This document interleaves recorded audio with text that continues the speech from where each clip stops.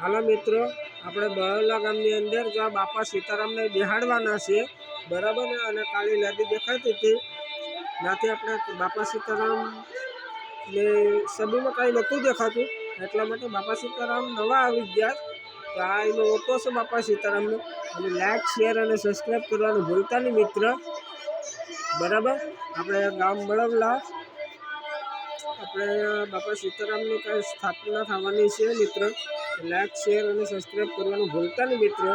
આજે હું તમને શિવ મંદિરનું બતાવું કેવો દ્રશ્ય છે.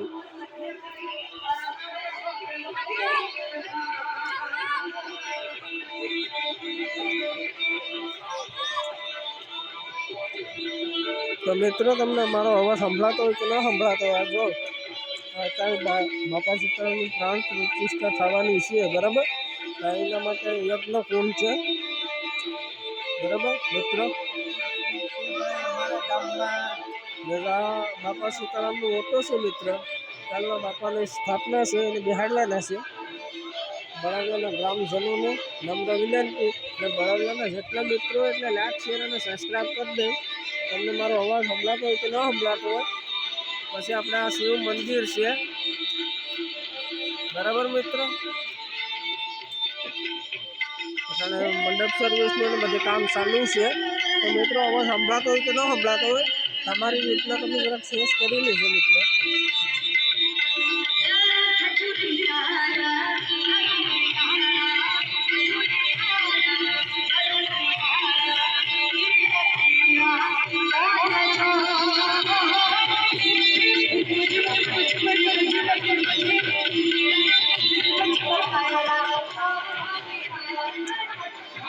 તો આપણે પાછું બાજુમાં બિલેશ્વર ભગવાનનું મંદિર છે,